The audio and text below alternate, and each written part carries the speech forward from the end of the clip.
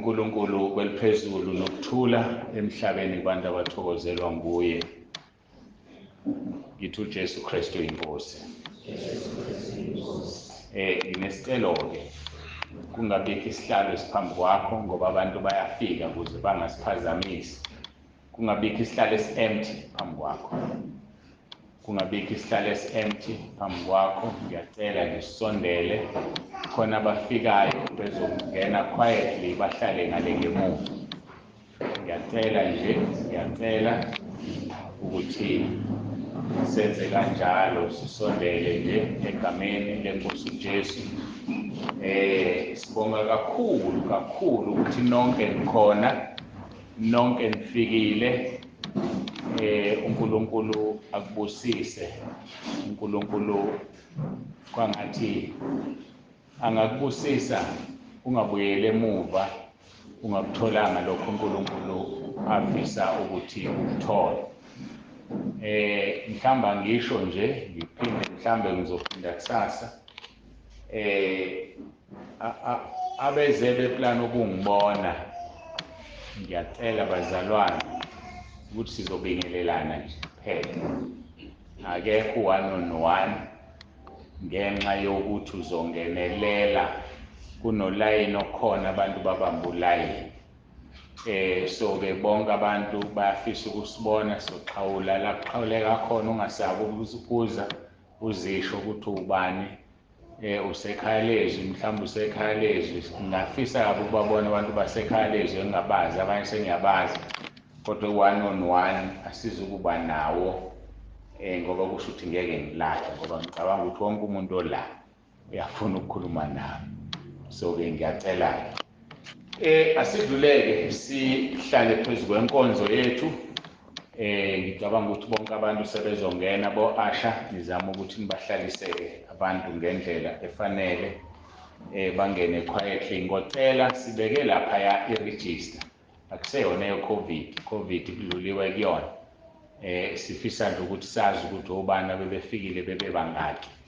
Ngiyacela ukuthi okhona la ongazange agcwalise i-register mase siphuma ilapha emuva akwazi ukuyigcwalisa i-attendance register.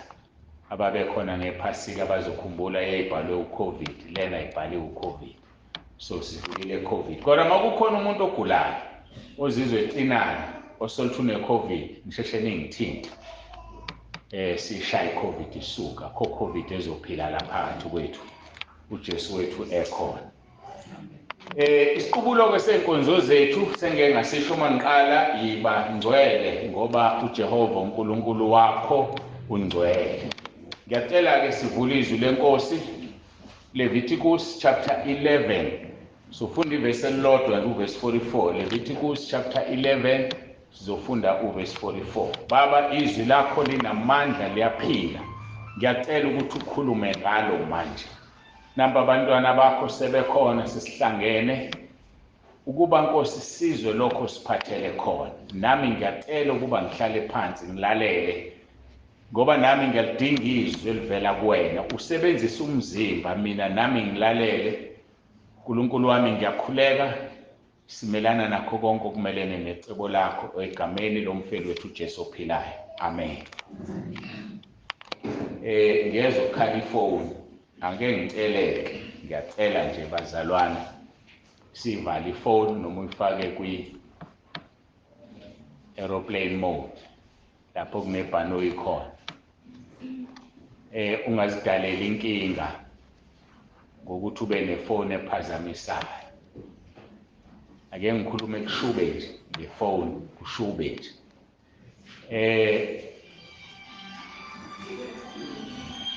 Ake ngikhulume kushube ngefoni.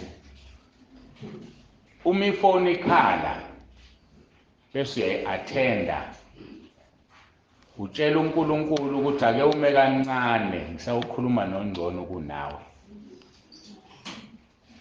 Uma ukhala ifoni nje uphuma ukhokhoba uyoyiphendula ngale, kusho ukuthi kuphathwa izinto ey'mbili, awukholwa ukuthi uNkulunkulu okhuluma nathi noma uyangidelela, uthi awume kancane ngisokhuluma nongcono kunawe. So-ke la ekhaya sifundisane lokho. Ngiyacela-ke nawe ukubambe ayikho into ebuhlungu njengomfundisi emphambi kwabantu ukukhala ifoni ahambe ayophendula ifoni, kodwa sibe sithi uNkulunkulu usebenzisa umlomo wakhe ukukhuluma nathi. Incwadi kaLuka 17 qala kuverse 1 ithi kufanele izilingo zibe khona, kodwa maye kuloyo eziza ngaye. Ngesikhathi ukukhala ifoni uphazamisa ukulalela komuntu okhona la, usungena phansi kabani kamaye loyo ikhubekisa eziza ngaye. Uthi uJesu ngcono ukubosha itshelo kusile entanyeni aphonse ekujuleni kolwandle. Ake siyeke iqala ukuthi singayilandi bazalwane, ivale nje ifoni yakho. Ngiyacela ivale. Ngoba manje ngesikhathi ikhala eduze kwakho uyakubuka lo seduze, akezwanga kukhulunywa bakithi kuqala inkonzo. Uyalibona lelo hlazo. Ivale nje kusekuhle, ufake aeroplane mode. Ngiyacela egameni lenkosi yethu uJesu ophilayo. Levitikusi chapter 11 verse 44. Ngokuba nginguJehova uNkulunkulu wenu, ngalokho zingcweliseni nibe ngcwele ngokuba mina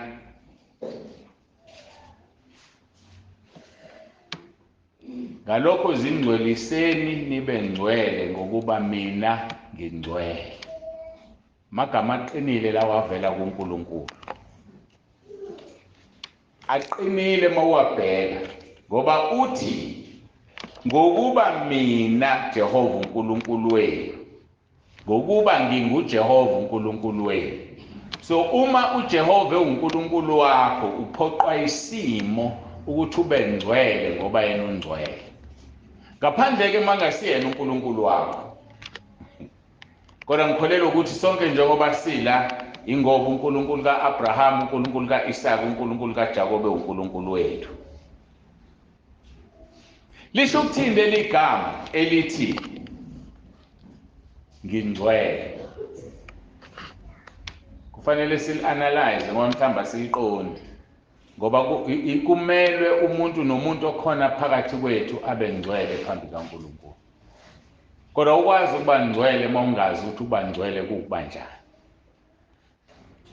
Siyazi ukuthi uJesu efika ivangeli liqale kumaHebheru, Hebrews.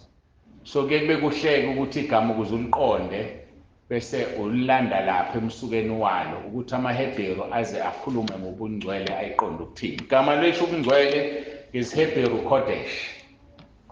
uKodesh usho apartness, set apart, separateness and sacredness. Ukuzahlukanisela noma ohlukanisiwe, ongcwele. NgesiZulu singathi ohlukanisiwe, ukuzahlukanisela, ukuba msulwa ngokukaNkulunkulu, hayi ube msulwa ngokwakho. Ukulunga kwethu uNkulunkulu akanandaba nakho. Ufuna ukulunga kokukholwa okuvela ngeNkosi uJesu. Ngakho ke uNkulunkulu uBaba ungcwele, uNkulunkulu iNdodana ingcwele, noNkulunkulu uMoya kaNkulunkulu ungcwele. Ngayisho lento. NoNkulunkulu uMoya kaNkulunkulu, ngibalekela ukuthi noNkulunkulu uMoya ongcwele, noNkulunkulu uMoya kaNkulunkulu ungcwele. uNkulunkulu ke ungumoya, uJohn 4 verse 24 uthi uJesu uNkulunkulu ungumoya. Bonke abakhuleka kuye kufanele bakhuleke ngomoya nangeqiniso. Ngiqalile impela manje, ngiyathemba siyahambisana. And mawusale eqalwa zonke ezinye inkonzo ezikhuluma ngobungcwele azizuzwakala. Abakhulekayo kuNkulunkulu kufanele bakhuleke ngomoya nangeqiniso. Ukukhuleka ke ngomoya, abantu abaningi bacabanga ukuthi ukukhuleka ngomoya ukukhuleka ngezilimi. Yebo, ngesinye isikhathi ukukhuleka ngezilimi, kodwa uyakwazi ukukhuleka ngolimi lwakho, ukhuleke ngomoya. Ilento yokuthi ukhuleke into ongayiplanile uzithola usuyikhuleka, ukhuleka ngomoya. Ngicela ukusebenzisa enye example ekhona eduze nje, ngicabanga ukuthi yenzeke nini izolo. Mfundisi ucele sigameko lesakwakho senzeka izolo noma kuthana? Tuesday. Oh, sister uqhele. Besikhuluma nomama umfundisikazi uCele, njengathi sonke sina appointment nobaba uNsibande, saxoxa naye kwafika la siphetha khona ukuxoxa kwethu. Masifike esiphethweni ngizama ukuchaza ukuthi yini ukukhuleka ngomoya, ngoba abantu bavele bakhuluma izilimi besicabanga bakhuleka ngomoya kanti mhlambe bathuka umoya ongcwele. iBhayibheli lithi singakhulumi ngezilimi mazingezuchazwa. Ngakho umuntu odlalayo akhuluma izilimi, akhuluma isiZulu, akhuluma isiNgisi, anyakaza athi uzodlala ngathi loyo, akalifundiswa. So angikwazi ukukhuleka ngezilimi la engekho ozokumusha. Angidluleke. Makufika ekudineni angiyazi into engiyithandazile, hayi ukuthi angiyazi kodwa ngiyazi ukuthi iqhamukile. Ngimkhulekele umama, ngambiyela, ngangena ey'nganeni zakhe, abafana abamkhonza uNkulunkulu ngabakhulekela, ngazi ngendlela ehlukile. Ngamcela uNkulunkulu ukuthi ababiyele bazane noJesu, ngoba ngeke basize ukuthi bangazani noJesu. Ngakhuleka ngabiyela amakhosikazi abo, ngabiyela abazukulu bakamfundisi uCele. Waba mude umkhuleko ngendlela engingayijwayele, kodwa ngikwazi bengikhuleka ngoba bengakuplanile. Saqeda savalela isango. Ekuseni ngivuka ngevoice note ethi umfana wakhe omunye usinde eshaywa ngama-AK-47 abantu abathathu bemshaya bukhoma. Imoto igugile, i-windscreen ayibonwa, iphelile imoto imbobombobo, phume ngenami yogcina. Ukukhuleka ngomoya-ke lokho, ukukhuleka ngomoya, ukukhuleka lento ongayazi obungayiqondile, kodwa uzuholele kuyikhuleka. Lithi izwi lenkosi umoya uyasinxusela ngoba uyazi ukuthi yini esidingayo. Ngiyamkholwa uNkulunkulu uzosisiza ngoba sikhuluma ngobungcwele. Sikhuluma ngokukhuleka ngomoya ongcwele. Akusikhona ukukwitiza, ukukhuluma into esingayazi ngoba sazi uma uyasithuka. Mhlawumbe uzothola kwa lo muntu lona lento ayishoyo naye akayazi, ohamba wayoyifunda wayikopela kwabanye abantu. Ngithi-ke uNkulunkulu indodana nayo ingumoya, kodwa yeze ezweni yathabatha isimo sokuba inceku engumfanekiso womuntu. uNkulunkulu ngumoya, indodana yakhe ingumoya, kodwa yehla yathabatha isimo sokuba umuntu, nomoya ongcwele ungumoya. Ngakho-ke masifuna ukuxhumana nabo kumelwe sibe kumoya. Awukwazi ukuba kumoya uma unezono, awukwazi ukuba kumoya uma ungekho esimweni sokuba umoya. Masibheka izwi lenkosi uLuka 1:34-35. Ngichaza ukuba umoya kukaJesu. uMaria uxoxa nengilosi uthi, lokhu ukuthi ngizokhulela kuyokwenzeka kanjani indoda ngingayazi na? Ingilosi yaphendula yathi kuye, umoya ongcwele uzokuza phezu kwakho, amandla ophezu konke akusibekele. Ngakho-ke okungcwele okuzozalwa kuza kuthiwa indodana kaNkulunkulu. Sikhuluma ngobungcwele la. uNkulunkulu ungcwele, indodana yakhe yangena ngomoya ongcwele kuMaria, ingcwele, yikho ingasenzanga isono. Ilingiwe njengathi kodwa akasenzanga isono. Uthi-ke uGabriel ingelosi, okuzozalwa noma ozokuzala kuzoba ngcwele, kubizwe ukuthi kuyindodana yophezu konke. uNkulunkulu umoya ongcwele naye ungcwele, ungamandla ophezu konke, ungamandla kaNkulunkulu Baba. Masikhuluma ngamandla kaNkulunkulu sikhuluma ngomoya ongcwele. Khumbula ngelinye ilanga ngikhulekela umuntu, amadimoni engafuni ukuphuma. Mina akangizwanje nokukhulekela idimoni 3 minutes 5 minutes. Hayi ngisheshe ngizibuza ukuthi hayi kwenze njani? Idimoni yaliphumi. Kusho ukuthi khona into wrong kumina ngoba ngikwazi ukukhuleka idimoni isikhathi eside. Ngithi mangikhuleka kukhala izilwane, lonke uhlobo lwesilwane olaziyo ngikuzwa telefonically. Ngiqale ngicela umama usephumile usengaphandle, kodwa lezi zilwane lindawo akuyona amabhubesi imbongolo konke kuyakhala. Abese ngiphendula uNkulunkulu athi amadimoni lawa akhala yakuyena. Hayi ngibethe ngiyawakhipha amadimoni anenkani, ngithi Nkosi ngenze njani? Wathi biza amandla ami. Amandla ami okugcina, biza umoya ongcwele. egameni likaJesu ngathi mangimbiza umoya ongcwele egameni likaJesu awavalelisi ke mina mangiwatshela amadimoni ahamba nje ngoba nginesikhathi sokuxoxa nawo aphuma ahamba. Amandla kamoya ongcwele angamandla kaNkulunkulu.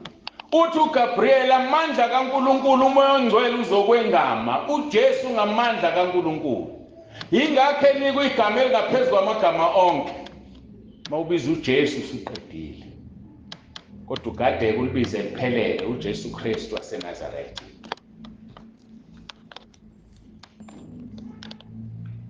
Njengokuba kuNkulunkulu eziqu zintathu, uNgcwele yena wonke. Zontathu leziqu zakhe zingcwele. Uthi ke evesini esilifundile, ngokuba nginguJehova uNkulunkulu wenu, ngalokho zingcweliseni nibe ngcwele ngokuba mina ngingcwele. Ngiyafisa ukuthi sonke malishona ilanga langesonto, sonke sibe singcwelisiwe ngoba yena ungcwele. Izizathu eziwu-5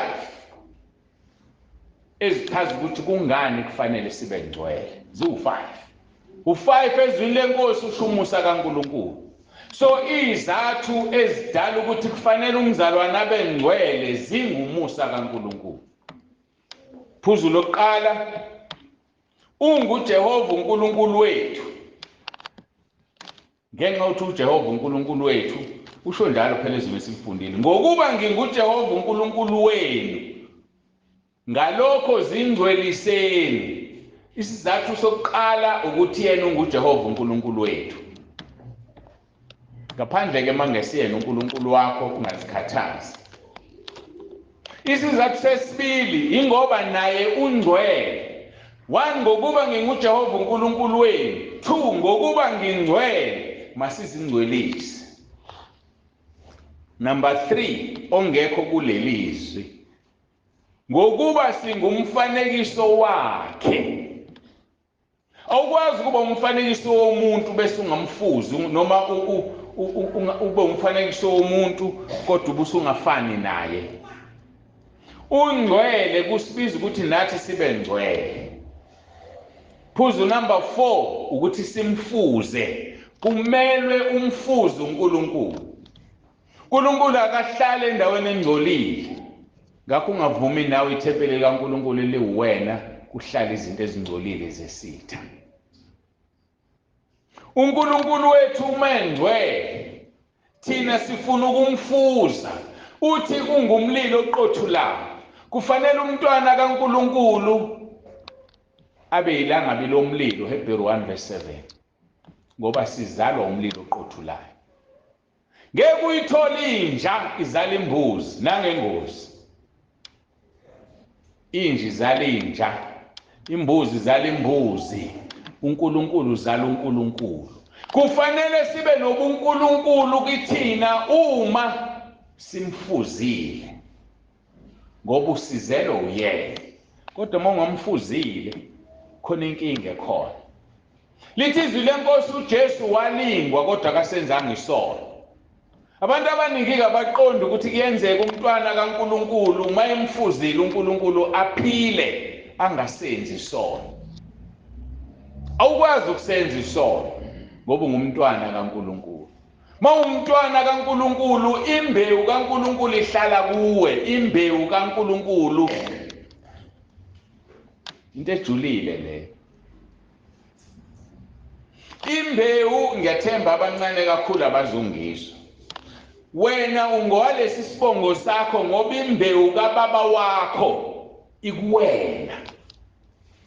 Imbewu kaNkulunkulu yaba kuJesu ngoba imbewu kaNkulunkulu umoya ongcwele. Uthi uGabriel umoya ongcwele uzokwengama bese uyakhulelwa. So umntwana kaNkulunkulu onomoya ongcwele njengoJesu akasenzi isono. Nansi inkinga esinayo. Mhlawumbe kwaba nayo umoya ongcwele kodwa wangamlalela wona uyona manje. Makwenzekile wakhuluma izwi okungafanele ulikhulume, uthi umoya ongcwele kuwe urong uyikhulumelana lento oxolisa awupholisi maseko uyaxolisa ngoba ungaxolisa uzohamba uzokushiya phuma kushiye kanjani and kulukhuni ukubuya kamoya ongcwele mayiseke wakushiya kulukhuni ngakho ke ake simlalele umoya ongcwele sibe nobuNkulunkulu kithi phuzu lokugcina lika 5 sibuse amagama akhulunywa uNkulunkulu la simelwe ukubusa ngithe izathu ziwu5 kungani kufanele sibe ngcwele unguJehova uNkulunkulu wethu ngokuba yena ungcwele ngokuba singumfanekiso wakhe number 4 kumele simfuze bese siyabusa uNkulunkulu wasidalela lezi izathu eziwu5 lezi izathu akasidalelanga yonke enye into ongaficabanga usidalele lezi zinto eziwu5 number 1 unguJehova uNkulunkulu wethu kuba sibe ngabantwana kuye sibe ngabantwana kuye ngizobuye ngize kulelo verse ake sibheke lento engithi kufanele sibe umfanekiso wakhe simfuze sibuse uGenesis 1 verse 26 ya 27 uNkulunkulu wathi masenza abantu ngomfanekiso wethu ekhuluma nobani ekhuluma nobuthathu bunye bakhe masenza abantu ngomfanekiso wethu number 1 basifuze 2 babuse no ngenza iphutha number 1 ababe umfanekiso wethu number 2 basifuze number 3 babuse lezi zinto zontathu kufanele zilandelane kumuntu thina kodwa sigijima sijahe ukugcina yesithathu sifuna ukubusa thina njengabefundisi sikhuluma ukubusa wathi uNkulunkulu asibuse sifuna ukugibela imoto ezinkulu sifuna ukuhlala emzini emihle sifuna ukwenza izinto ezikhombisa ukuthi siyabusa ngeke kukusiza ukubusa ungumfuzile yena number 1 wenzekile siumfanekiso kaNkulunkulu 1 but mfuze ukuze ubuse ngoba uyabusa yena ngeke ubuse ungamfuzile ukumfuza ke ukuba ngcwele uthi ibani ngcwele ngoba mina Jehova uNkulunkulu wenu ngingcwele and that is the only reason asikhe feke sibe ngcwele ngoba yena ungcwele pho umntwana wakhe kanjani wena ungengcwele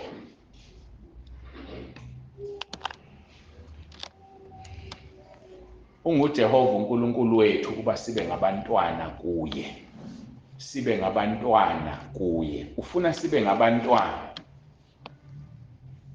mawufunda Efesu chapter 1 verse 3 ya 5 makabonga uNkulunkulu baba wenkosi yethu Jesu Kristu osibusisile ezulwini kuKristu Jesu ngesibusiso sonke sokomoya sibusiswe ngesibusiso sokomoya ingakho umuntu wenyama engakwazi ukuenjoy isibusiso sikamoya isibusiso sikamoya sienjoywa ngomoya ingakho ngiqale ngakhuluma ngokuthi sikhuleka ngomoya but ukukhuleka ngomoya kusho ukukhulumile kusho ukukhuleka into obungayazi ungayiqondile iziqhamukela yona izivelela ngoba kukhuleki wena khuluma umoya kukhuleka umoya kaNkulunkulu kuwena bese uyakwazi ukuenjoy isibusiso esibusiswe ngaso sokomoya ngiyayizwa lento ngisho ijulile kodwa ngiyakhuleka uNkulunkulu akasize sizwe ngoba udinga ukuthi ube kumoya ukwazi ukuba kumoya usaphethe izinto zenyama athi ku verse 4 kaEfesu 1 njengalokho asikhethela kuye ngothando ngaphambi kokusekelwa kwezwe ukuba sibe ngcwele singabi nakusolwa phambi kwakhe usikhethe ngaphambi kokusekelwa kwezwe ngaphambi kokuba izwe libe khona before the foundations of the earth we were chosen to be holy simele ukuba ngcwele kuNkulunkulu ngoba yena ungcwele ayikho compromise lapho kumelwe nje say must ingakho ke naye uNkulunkulu onomhawe nesikhwele ngoba ungafuni ukuba ngcwele emthande njalo ngosuku lokugcina umphonse emlilweni esihogweni ngoba ufuna ukuba ngcwele uzibuza ukuthi ngamdala usibanibani kodwa kangangikhonza why wena uphatheka kanjani ingane yakho izele kodwa ayifuni ukulalela hluphekile ngale ngane ithe incane ungalali ebusuku isikhala igulu isakodokotela izingcoliso ishintsha ithi ngaqala ukubhodla 15 16 ayisakulaleli ayikho into ebuhlungu njengomzali ukuba nengane enjalo kunjani ke kuNkulunkulu ukudalile dalela ukuthi ube ngcwele wakudalela ukuthi umkhonze kodwa uyahluleka ukumkhonza lithi ke makabonge uNkulunkulu baba wenkosi yethu uJesu Kristu osibusisile ezulwini kuKristu Jesu ngesibusiso sonke sokomoya njengalokho asikhethela kuye ngothando ngaphambi kokusekelwa kwezwe kuba sibe ngcwele singabi nokusolwa phambi kwakhe akukhulunywa la ngokusolwa abantu athi umpostoli Paul unembeza wami uclean ngoba ngiyazi ukuthi akekho kunini ongamsola elinye izinga lokukholwa lelo uma usubold uthi hayi akekho akaqhamuka ongangi-accuse akekho kunini mina nga-accuse uNkulunkulu kuphela akekho ongangi-accuse ubungcwele lo obufuna uNkulunkulu sibizelwe leyo nkonzo athi uverse 5 wasimisela ngaphambili ukuba sibe ngabantwana kuye ngoJesu Kristu njengalokho kwaba kuhle kuye ngentando yakhe sakumiselwa ngaphambili into emisiwe into engeke ishintshwe muntu uNkulunkulu kunabantu bakhe abamisela ukuthi babe ngabantwana kuye ngiyayithanda lento angazi ukuthi aqhamuka kanjani angikholwa ukuthi khona kwezinye izizwe kwaZulu sinabantwana madoda amadala biza ngabantwana nangoba umfundisi uZulu laphambi kwami maka wambiza ngomntwana nje ayikho into ongeke ungayitholi mawuyifuna sibizela ukuba abantwana kuNkulunkulu ukuze noma yini esicela yasinike nginenkinga mina yomzalwane one-CV enhle mina-ke ngikhuluma nabantu abaningi bazalwane ngikhuluma nabantu abaningi kule nto engizoyishiya ngihlekisa kodwa kuhle ngoba uyangena ku-WhatsApp bonke bazoyizwa ayikho into ebuhlungu njengomzalwane mayingena ocingweni ezi-introducer noma-ke efaka i-VN mina ngingumntwana kaNkulunkulu baba uNsibande ngihlanzwe ngegazi likaJesu ngithethelele izolo yamnandi le-CV yayizwe imnandi abesethi kodwa manje ngicela ungikhulekise nginenkinga uyazoyitisha yonke le-CV yakho uyitishe yonke kanti kungcono nje uvele ungene ukhuluma inkinga yakho ungalokhu uzincoma uzitusa ngoba izwi lenkosi amahubo 34 verse 15 lithi indlebe kaJehova isekukhaleni kwabangcwele bakhe so wena yini uze kuba uNsibande ufisa akhuleke kodwa wena udlwele uhlanziwe uthethelela izolo pho uzofunani so asiyeke lesivile sifunda ukuzithoba phambi kaNkulunkulu singalingisi umfarisi uthi umfarisi lapha kuLuka 18 ngiyabonga uNkulunkulu ngoba ngifani nabanye abantu ngiyabonga ngifani nalomthelisi mina ngiyazila ukudla mina ngikhipho kweshumi isebenzani leyo CV mayifika umthelisi uthi ngihawukele mina Nkosi uthi uJesu ubani owahamba elungisisiwe ilo wathi ngihawukele mina Nkosi ake siyeke ukuba nama-CV angasenzeli lutho ayisenzeli lutho lonto uthi ngasindiswa mina ngineminyaka ewu-50 ngishumayela noma ngasindiswa ngingakanani kusizani uma ungakwazi ukukhuleka ucela uNkulunkulu agudluze inkinga ngoba yena welidini izwi lakhe uthi indlebe yakhe isekukhaleni kwabangcwele once wabangcwele usho kanye aphendule yini wena angakuphenduli yeka-ke ukuzincoma ukuphakama zithobe ngoba kusho ukuthi khona lento esele kuwena kufanele uyilungise ukuze ukhale kanye akuzwe and iyodwa iziningi iza 59 verse 1 isandla sikaJehova sifinyeziwe ukusindisa nendlebe yakhe ayizima ukuzwa ububi bethu okudala ukuthi uNkulunkulu angasisizi philiza lolu donga manje abanye kaba-understand abaqondi mangithi mina uNkulunkulu wathi ukuze umkhuleko wami uphendulwe umuntu angimthandazisa uRoma 10 verse 9 athi umunyani mina baba uNsibande sengimthandazisile akuyona inkinga wenze kahle umthandazisa but nami kufanele ngimthandazise. Ngoba phela manje imina engizokhuleka ngithi. Kuthiwe mina mangikhuleka ngimkhulekise ngakusho ukuthi ucela umuntu amthandazise. And akuyona icala ukuthandaza uRoma 10 verse 9. Kahle kahle kukusondeza kuNkulunkulu. Ngiyajabula ngoba abaningi ngiyakufaka ubufakazi. Abanye bathandazisa ingane zabo kwenzeka imanga. Angishongo ukuthi ngumthandazisa umuntu uRoma 10 verse 9. Umthandazise khululeka kakhulu. uNkulunkulu uyathokoza. Kodwa mawusumletha kimi nami ngivumele ngimthandazise. Nami ngivumele ngiyacela.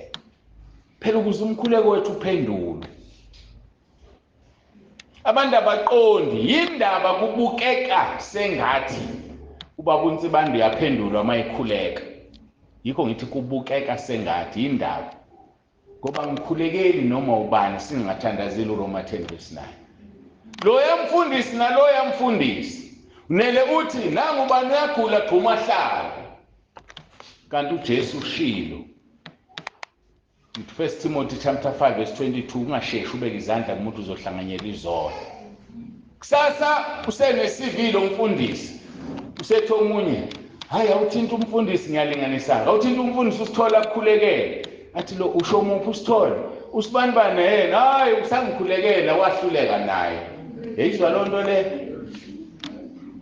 Angifuni ke mina ungene listini ukuthi ngahluleka. uNkulunkulu wami akaphendulanga ngoba wena ungafuni ngivumise lo muntu othi akakhulekela uRoma 10 verse 9. Ngiyethemba siyayizwa manje le. Ngivumeleni bazalwane. Akubona bonke abazosinda. Kufanele sikwazi lokho. uPaul washiya omunye ebhalile la izwini uthi ngimshiye egule esekufeni usibanibani. Kodwa mawumkhulekisa uRoma 10 verse 9 noma yena uzongena ezulwini. Yini singafuna abantu bakhuleke uRoma 10 verse 9. Akushuwanga ukuthi make wakhuleka uzosinda. Cha, sivula isango lezulu uthi manje ukuthi inkosi awumsindise ifikile insuku akangena ezulwini. That's all uRoma 10 verse 9. So thina sinaka ikusasa lakhe ukunemanje ngoba njengamanje njobe asimazi noma uzosinda noma azosinda kodwa uRoma 10 verse 9 uvula izulu. Uyothi noma uqhamuka ufika athi ngiyabonga. Kade ngiphile ezonweni. Wangikhulekisa uRoma 10 verse 9 waphuma umphefumulo ngisekhaya namhlanje. Angazi ukuthi indaba ngihambe ngawuchaza uRoma 10 verse 9. Kodwa kokukhulu sibizela ukuthi sibe ngabantwana kuye. Lithi izwi lenkosi ke kuJohane 1 verse 10 kuya 12. Wayekhona ezweni izwe lavela ngaye kepha izwe alimazanga. Nanso inkinga. Izwe lavela ngaye kodwa izwe alimazanga. Namanje sinikeziwe uRoma 10 verse 9 kodwa simfuni. Wayekhona ezweni izwe alimazanga. Angazi ngizoyibeka kanjani lento ngelinye ilanga. Ngiphethe iCovid sengizosinda. uNkulunkulu enginika ukuthi mangikhulela umuntu oneCovid. Wanginika lo Roma 10 verse 9 engaqala. Ngake ngayixoxa ngelinye ilanga. Ngazibona ngimile le dolobha lase Richards Bay. Abantu beshaya ulayini, kuthiwa khona nabasuka kude koGoli. Angithi ngibukiswa mina. Ngiyikhehla eligqoka ioverall elingathembisi. Abantu bashaya ulayini. Ayikho into engangikhuluma. Angibuza imibuzo emibili eRoma 10 verse 9. Uyavuma uJesu ukuthi uyinkosi? Athi umuntu yebo. 2 uyakholwa ukuthi uNkulunkulu wamvusa kwabafileyo? Athi yebo. Ngeke ngibekusana ukuthi usindile ajika hamba. Usesindile. Leyo nto kuphela. Abantu beshaya ulayini bebaningi. Ngakusasa ngabonisa usuku, ngakusasa sengibekwe kwenye indawo. Le ndawo bengikuyona bafika liphi leli khehle belila. Liphi leli khehla bengifuna uNkulunkulu sengibekwe kwenye indawo. Uphela umbono kwathiwa umuntu uzomkhulela uneCovid uzosinda. Nginikiwe lento bazalwane uRoma 10 verse 9. Nani ngimnikile mthandazisa umntwana wakho, mthandazisa umuntu wakho. Roma 10 verse 9. Aphile. Kodwa usungivumela nami yikho ngize ngabhala ngathi ngisho ukuthi umfundisi noma ubani mayidinga usizo soqala lapha ngoba umfundisi akangena ezulwini, bishop alingena ezulwini, archbishop ayingena ezulwini, kungena umuntu ongena sikhundla. Umzalwane akangeni, umzalwane ongena ezulwini akangena umpostoli ezulwini. Mawufunda iBhayibheli akukho la kukhulunywa khona ukuthi abapostoli abohlala lapha ezulwini, akho umpostoli ezulwini. Ezulwini khona ama-elders, amalungu ebandla, singamalunga sonke ebandla lasezulwini. Ngakho-ke wayekhona ezweni, izwe lavela ngaye ke phizwa limazanga, weza kokwakhe abakhe abamukelanga, kepha bonke abamamukela wabapha amandla ukuba babe ngabantwana bakaNkulunkulu, labo abakholwa egameni lakhe. Nankukhile kholwa egameni likaJesu. Ngakho-ke uma ungumntwana uye ufuze umzali wakho, ufuze bani wena? Ma ungumntwana ufuze umzali wakho. Levitikusi 19:2 yisho kuyo yonke inhlangano yabantwana bakwa-Israyeli uthi kuyo, niyakuba ngcwele ngokuba mina Jehova uNkulunkulu wenu ngingcwele. Yona theme yethu, niyakuba ngcwele ngokuba mina Jehova uNkulunkulu wenu ngingcwele. Umbuzo uthi ungcwele mntaka baba na? uNkulunkulu ufuna ubungcwele njengokuba yena engcwele. Uyakufuna kakuceli uthi niyakuba ngcwele, you shall be holy. It's not negotiable. Ayikho indlela yokujika eceleni. Kufanele nje uvele ube ngcwele ngoba yena ungcwele. Alikho izulu labantu abangengcwele. Mhlambe ke masithi semsigama lezulu, izulu labantu abangengcwele umlilo wasesihogweni. Ngakho ke simele sibe ngcwele. uNkulunkulu ufuna wena uzingcwelise. Zingcwelise, sanctify yourself. Levitikusi 20:6-8 nalo muntu ophendukela kwabanamadlozi nakubathakathi ukuya kubo ukubaphinge, ngiyakubeka ubuso bami bumelane nalo muntu, ngimnqume kubantu bakubo. Usuzivumela isono sokuthi uke wahamba amadlozi wabanye bathakathi wahlabela amadlozi, izono ziyavunywa. Ngakhohliswa abathi uma kuKristu Jesu konke okwaqala kudlulile. Uba kanjani Kristu Jesu ungavumela izono thethelela? Baningi bathi bakuKristu Jesu kodwa kunjalo. Athi verse 7 kaLevitikusi 20, ngalokho zingcweliseni nibe ngcwele ngokuba nginguJehova uNkulunkulu wenu. Uyiphinde emavesini amaningi lento. Isizathu nje sokuthi ufuna umuntu abe ngcwele, it's because unguNkulunkulu wakho. So thina ke siyamphika ukuthi uNkulunkulu wethu ngoba sifuna ukuba ngcwele. Siyamphika, akuyena usiphikayo. Athi verse 8, anogcina izimiso zami nizenze, nginguJehova ongcwelisayo. Singcweliswa kanjani ke? Ngokugcina izimiso zakhe. Gcina izwi lakho lenze. Athi umbhalo weHubo, insizwa yakho ihlanza kanjani indlela yayo na? Uqaphele izwi likaNkulunkulu. Yabona uma uqaphele izwi likaNkulunkulu uzoba ngcwele. Isizathu esemqoka sokuzingcwelisa ilesi sisithola Levitikusi 19:2 esengimshilo, niyakuba ngcwele ngokuba mina Jehova uNkulunkulu wenu ngingcwele. Umbuzo omkhulu uthi ke, ungcwele yini wena? Ungcwele yini wena na? Usikhethele kuye ngothando ngaphambi kokusekelwa kwezwe ukuba sibe ngcwele, singabi nakusolwa phambi kwakhe. Yona into esikhethelwe leyo.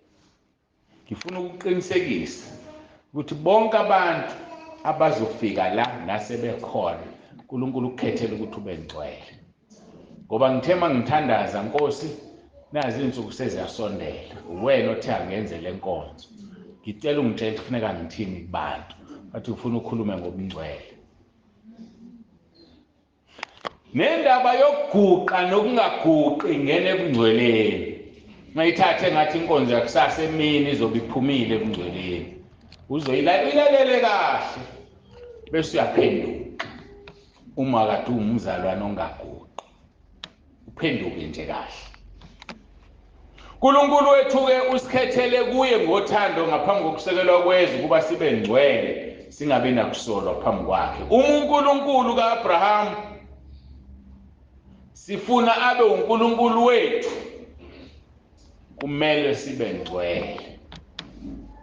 Waba ngcwele uAbraham, uNkulunkulu wazibiza ngaye wathi ngiwuNkulunkulu ka-Abraham, uNkulunkulu ka-Isaka, uNkulunkulu kaJakobe. Masifuna nathi abe uNkulunkulu wethu, yiba ngcwele njengokuba yena engcwele. Lo uNkulunkulu wakhuluma ngelinye ilanga ku-Abraham kuGenesis 17 verse 1. Abraham eneminyaka engama-99, that is 99. uJehova wabonakala ku-Abraham wathi kuye, nginguNkulunkulu somandla, hamba phambi kwami ungenacala. nginguNkulunkulu somandla. Isizathu ngizothi Abraham ahambe ngenacala is because uNkulunkulu somandla. He is the Almighty God.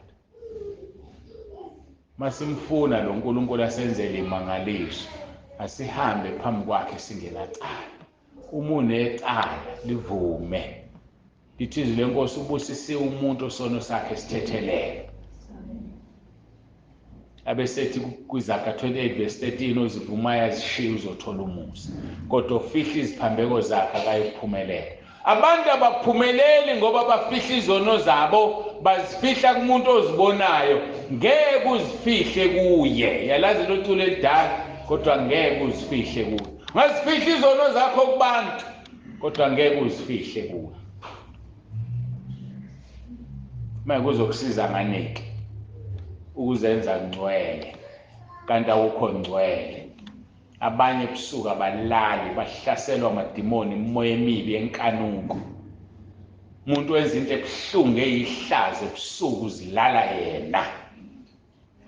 Sibona intombi eziphethe kahle ebandla nensizwa eziphethe kahle, kanti ungqingili lo. Ngaphezu kaNgqingili futhi, ngoba uNgqingili ukuthanda omunye umuntu ofana nawe, yena umbili emunyu zilala yena. Ihlazo lelo. Yibani ngcwele ngoba uNkulunkulu ungcwele.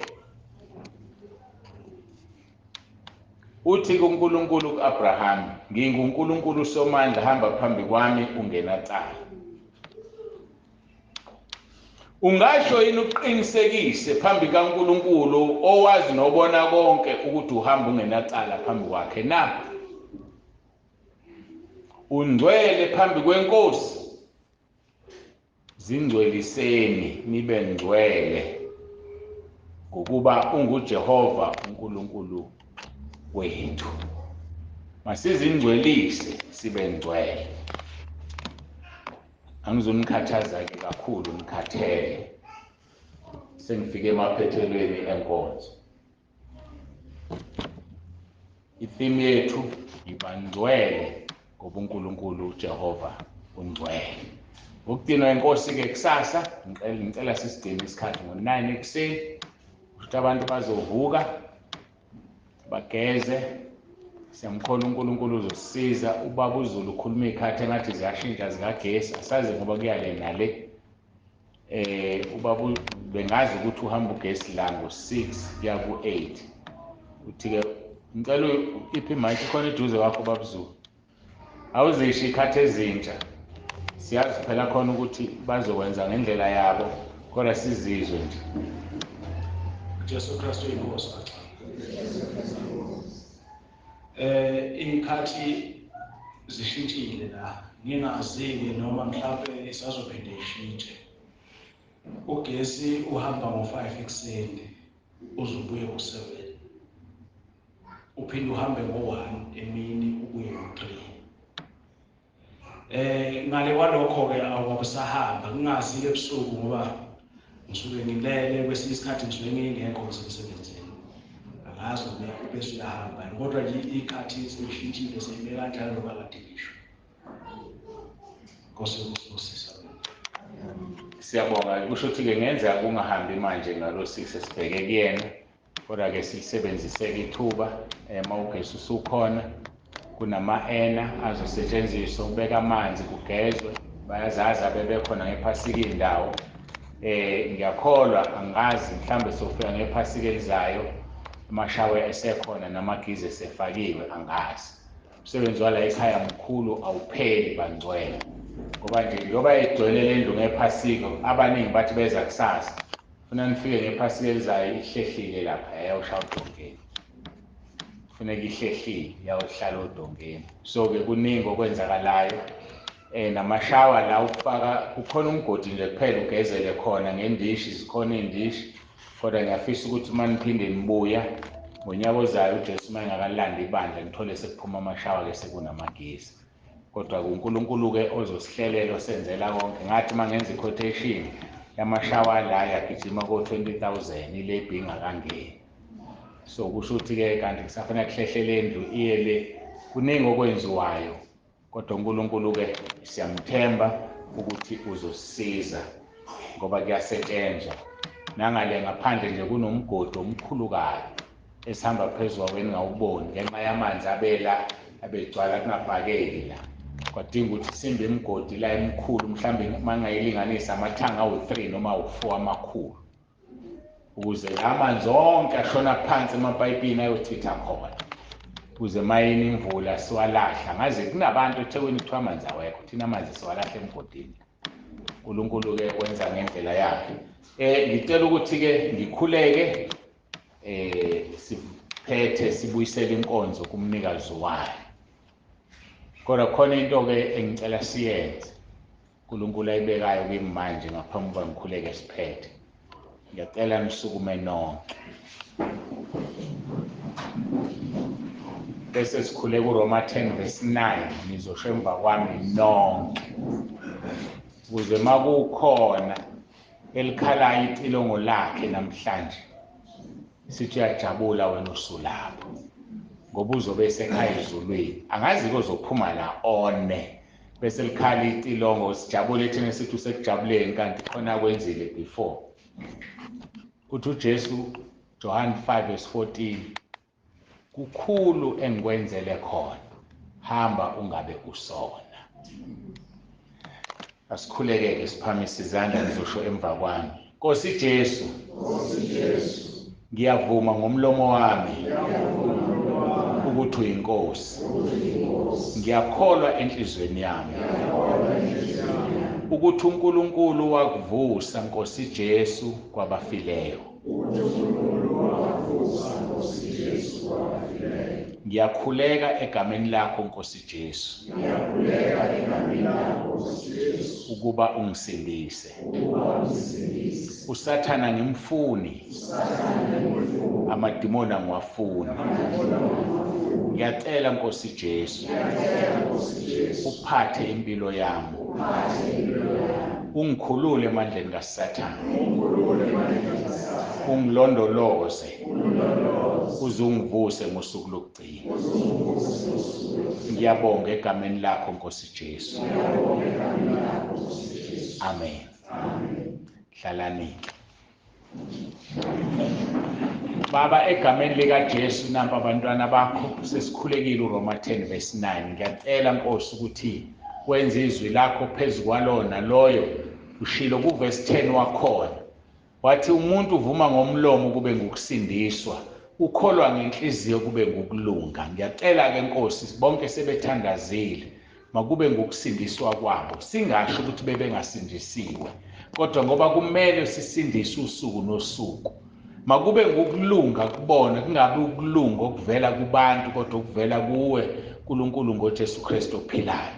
Ngimelana namadimoni amandla obumnyama ngegama likaJesu phezu kwamathempeli akho Nkosi ayile mzimba. Ngiyathuma wonke amadimoni aphuma ahamba esihogweni awanasabela. Ngegunya unginikeze lona kuMathewu 16:19 wathi, engikubophe emhlabeni kuboshwe ezulwini, engikhulule emhlabeni ikhululwe ezulwini.